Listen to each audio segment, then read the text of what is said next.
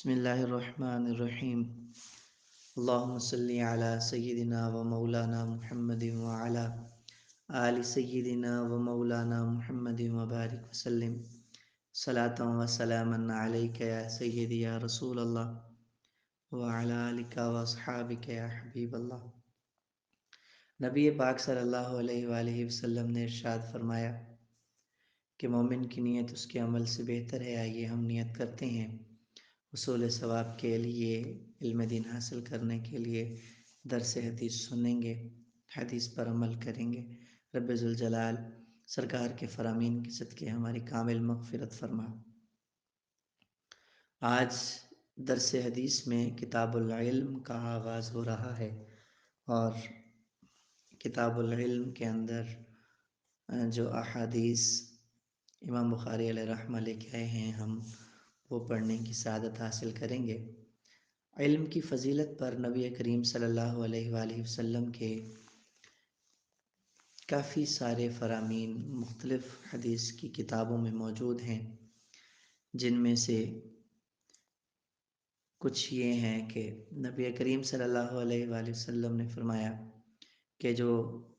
دین کے راستے پر چلا، جو علم دین کے راستے پر چلا، تو اللہ رب العزت اس کے لیے جنت کا راستہ آسان کر دے گا۔ اور یوں ہی نبی کریم صلی اللہ علیہ وآلہ وسلم کا فرمان کہ طالب علم کے لیے، یعنی دین کی طلب رکھنے والے کے لیے، فرشتے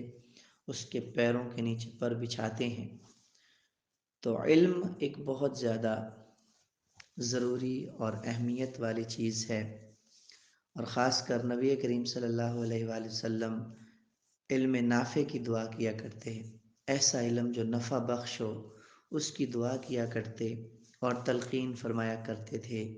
کہ ایسے علم کی دعا کی جائے جو نافع ہو، جو نفع دینے والا علم ہو۔ ایسے علم کے بارے میں سرکار خود بھی دعا فرماتے اور تلقین بھی فرماتے۔ تو نبی کریم صلی اللہ علیہ وآلہ وسلم کی حدیث پاک ہے، فرمایا مرنے کے بعد تمام اعمال کا سلسلہ منقطع ہو جاتا ہے، لیکن تین چیزیں ہیں جو قبر میں بھی بندے کو نفع دیتی ہیں۔ ان میں سے ایک علم نافع ہے، یعنی ایسا علم جس سے نفع اٹھایا جاتا ہو۔ تو ہمیشہ علم نافع کی دعا کریں، اور علم نافع اللہ رب العزت ہمیں اپنے حبیب کے صدقے سے عطا فرمائے۔ جو حدیث ہم پڑھنے والے ہیں، اس کا موضوع امام بخاری علیہ رحمہ نے لکھا ہے، باب من سئل علما وهو مشتغل فی حدیثہ فأتم الحدیث، کہ اس بیان میں کہ جس شخص سے علم کی کوئی بات پوچھی جائے اور وہ اپنی کسی دوسری بات میں مشغول ہو، بس وہ اپنی بات پوری کر لے، پھر پوچھنے والے کو جواب دے۔ اس بات سے ہمیں جو رہنمائی ملتی ہے وہ یہ ملتی ہے کہ آج اگر ہم کسی سے ہم کلام ہوتے ہیں، گفتگو کر رہے ہوتے ہیں، تو ہمیں چاہیے کہ ہم اپنی بات کو مکمل کریں، اور اگر ہم کسی کی بات کو سن رہے ہوتے ہیں تو ہمیں چاہیے کہ ہم اس کی بات کو کاٹیں نہیں، اس کی مکمل بات تحمل مزاجی سے سنیں اور اس کے بعد جواب دیں۔ ہمارے اندر، ہمارے معاشرے میں ایک ٹرینڈ چلا ہے جس میں ہم کہتے ہیں او سوری میں آپ کی بات کو کٹ کر رہا ہوں۔ یہ سراسر غلط ہے۔ نبی پاک صلی اللہ علیہ وآلہ وسلم کی تعلیمات ہمیں یہی سکھاتی ہیں کہ ہم پہلے دوسرے کی گفتگو کو سنیں اور پھر اس کے بعد اپنی بات کو کریں۔ تحمل مزاجی سے بات کرنا ہے، اور ہم اگر کسی سے گفتگو کر رہے ہیں اور وہ اپنی تمام تر توجہ ہے ہمارے اوپر کیے ہوئے ہے اور اس کی توجہ کا مرکز ہم ہیں، لیکن کیا ہوتا ہے کہ اگر ہمیں کوئی اور ملنے آ جاتا ہے تو ہم اس کی بات کو وہیں پر چھوڑ کر دوسرے کی طرف متوجہ ہو جاتے ہیں، تو یہ بھی غلط بات ہے۔ ہاں، یہ بھی خیال رکھیے گا کہ لوگوں کے مرتبے ہوتے ہیں۔ بعض دفعہ آنے والی ہستی اتنی بلند درجہ کی ہوتی ہے کہ اس کے لیے سامنے والے سے اگر بات چھوڑ بھی دی جائے تو اس کا حرج نہیں ہے، جیسے آپ کے اساتذہ کرام یا پھر ایسی کوئی شخصیت جو نیک ہو اور عزت والی ہو، ادب والی ہو، احترام والی ہو، یا جیسے آپ اپنے چھوٹے بہن بھائیوں سے بات کر رہے ہوں، بڑے بہن بھائیوں سے بات کر رہے ہوں، تو درمیان میں والد یا والدہ تشریف لے آئیں تو ظاہر سی بات ہے کہ وہ زیادہ مقام و مرتبے والی ہستیاں ہیں اور ان کو عزت دینا پڑتا ہے، تو لوگوں کے مطابق ہی آپ چلیں۔ امام بخاری علیہ رحمہ نے حدیث ذکر کی ہے، اور یہ عن ابی ہریرہ رضی اللہ عنہ قال، حضرت ابو ہریرہ رضی اللہ عنہ سے روایت ہے، وہ فرماتے ہیں بینما النبی صلی اللہ علیہ وآلہ وسلم فی مجلس یحدث القوم، نبی کریم صلی اللہ علیہ وآلہ وسلم ہمارے درمیان تشریف فرما تھے اور گفتگو فرما رہے تھے۔ کیسی وہ خوبصورت مجلس ہوگی جس میں میرے محبوب کریم صلی اللہ علیہ وآلہ وسلم تشریف فرما ہوتے ہوں گے، اور صحابہ اس قدر محبت سے آپ کی گفتگو سنتے ہوں گے کہ عالم یہ ہوتا ہے، روایت میں آتا ہے کہ سروں پر پرندے بیٹھ جاتے اور نبی کریم صلی اللہ علیہ وآلہ وسلم کی ہم گفتگو میں محو ہوتے، تو وہ کیا خوبصورت مجلس ہوتی ہوگی جس میں وہ ہستی جملے عطا فرما رہی ہوتی جس کے بارے میں اللہ رب العزت نے قرآن مجید میں ارشاد فرمایا وَمَا يَنطِقُ عَنِ الْهَوَىٰ إِنْ هُوَ إِلَّا وَحْيٌ يُوحَىٰ، کہ آپ اپنی مرضی سے کچھ نہیں بولتے مگر یہ کہ آپ کو وحی کی جاتی ہے۔ تو جو اپنی زبان سے صرف وحی کے کلمات نکالے اس مجلس کا کیا عالم ہوگا۔ حضرت ابو ہریرہ کہتے ہیں نبی کریم صلی اللہ علیہ وآلہ وسلم مجلس میں تشریف فرما تھے اور لوگوں سے گفتگو فرما رہے تھے، جاءہ اعرابی، ایک دیہاتی آیا، فقال متی الساعہ، اس نے سوال کیا، عرض کیا کہ قیامت کب آئے گی؟ فمدا رسول اللہ صلی اللہ علیہ وآلہ وسلم یحدث، تو نبی کریم صلی اللہ علیہ وآلہ وسلم نے اپنی گفتگو کو جاری رکھا، یعنی صاحب الاولاق صلی اللہ علیہ وآلہ وسلم کے سامنے جو اصحاب بیٹھے تھے اور صحابہ کرام حضور کی گفتگو کو سن رہے تھے، آپ نے ان کے لیے اپنی بات کو جاری رکھا۔ اور راوی کہتے ہیں فقال بعض القوم سمع ما قال فکرہ ما قال، بعض راوی کہتے ہیں کہ بعض لوگوں کا خیال تھا کہ نبی کریم صلی اللہ علیہ وآلہ وسلم نے اس کی بات کو سنا لیکن اس کو جواب نہیں دیا، اور بعض نے کہا کہ لم یسمع، نبی کریم صلی اللہ علیہ وآلہ وسلم نے اس کی بات کو سنا نہیں۔ بہرحال حتی اذا قضا حدیثہ قال این اراه السائل عن الساعہ، جب نبی کریم صلی اللہ علیہ وآلہ وسلم نے اپنی بات کو مکمل فرما لیا تو فرمایا کہ وہ سائل کہاں ہے جس نے قیامت کے بارے میں سوال کیا تھا۔ تو اس سے ثابت یہی ہوتا ہے کہ سرکار علیہ الصلاۃ والسلام نے اس کی بات کو سن لیا تھا، لیکن آپ نے ہمیں یہ تعلیم عطا فرمائی اپنی گفتگو کو جاری رکھ کر کہ اگر آپ کسی سے گفتگو کر رہے ہیں تو اس سے گفتگو کو پہلے پورا کر لیں، پھر دوسرے کا جواب دیں، بیچ میں ٹوکنے والا آئے تو آپ کی گفتگو میں خلل نہ آئے، اور جو آپ کی گفتگو کو سن رہا ہے اس کی سمع خراشی نہ ہو۔ اس نے اپنی تمام تر سماعتیں آپ کے سپرد کر دی ہیں، اپنی پوری کی پوری توجہ آپ کے سپرد کر دی ہے، تو ہم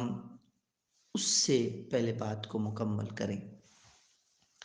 اس کے بعد دوسرے کو جواب دیں۔ اچھا، جب نبی کریم صلی اللہ علیہ وآلہ وسلم نے پوچھا کہ وہ بندہ کہاں ہے جس نے قیامت کے بارے میں سوال کیا تھا، قال ہا انا یا رسول اللہ، اے رب ذوالجلال میں حاضر، سونیا میں ادھر ہوں۔ ہائے وہ کیا خوبصورت انداز ہوتا ہوگا، یا رسول اللہ میں ادھر ہوں،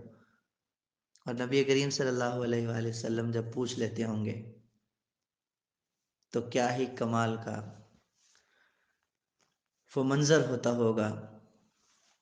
سبحان اللہ۔ سوچ کے اور اس طرف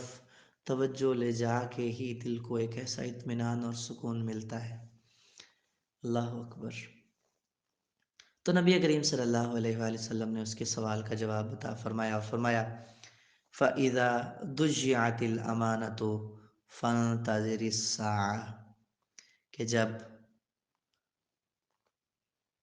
امانت اٹھ جائے گی ایمانداری دنیا سے اٹھ جائے گی تو قیامت قائم ہونے کا انتظار کرو۔ اب یہ بات سمجھنے میں نہ آئی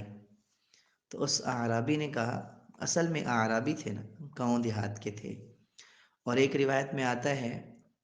کہ صحابہ کہتے ہیں کہ ہم پسند کرتے تھے کہ کوئی دیہاتی آئے اور سرکار سے بات پوچھے،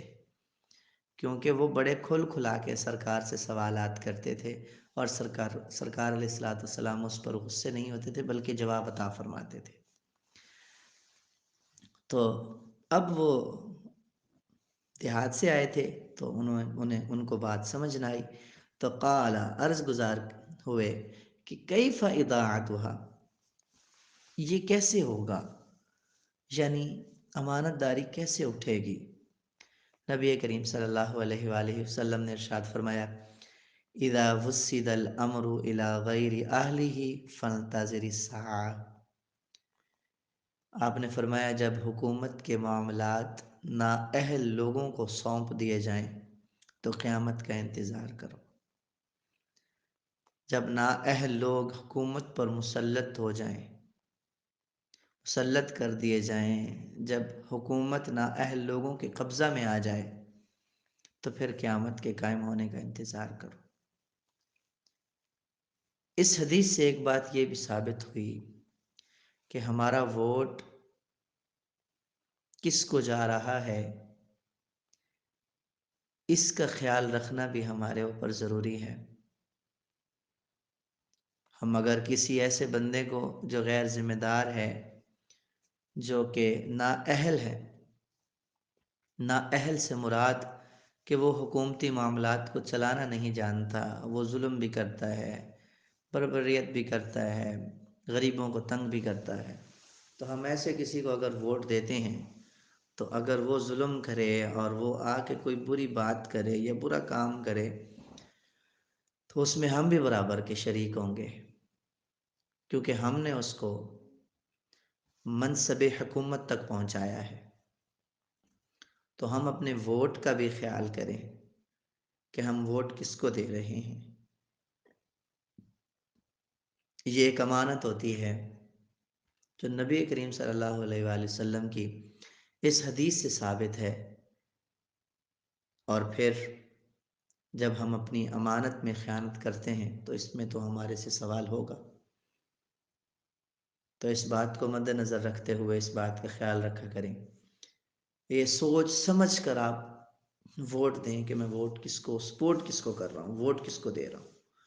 کیونکہ نبی کریم صلی اللہ علیہ وآلہ وسلم نے فرمایا جب نااہل لوگوں سے، ایسے لوگ جو حکومت کے معاملات کے نااہل ہیں، ان کے سپرد معاملہ کر دیا جائے گا تو قیامت آ جائے گی۔ اور پھر اللہ رب العزت کے پیارے حبیب صلی اللہ علیہ وآلہ وسلم کی حدیث کا مفہوم ہے کہ ظالم حکمرانوں کا مسلط کر دیا جانا یہ بھی اللہ کے عذاب میں سے عذاب ہے۔ اور پھر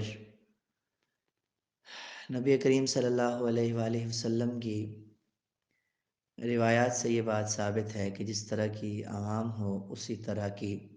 جس طرح کی رعایا ہو اسی طرح کے حکمران ہوتے ہیں۔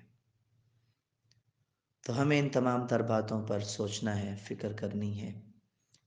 اور سوچ فکر کر سمجھ کر اس پر ہم نے اپنا فیصلہ دینا ہے۔ رب ذوالجلال آپ کا حامی و ناصر ہو۔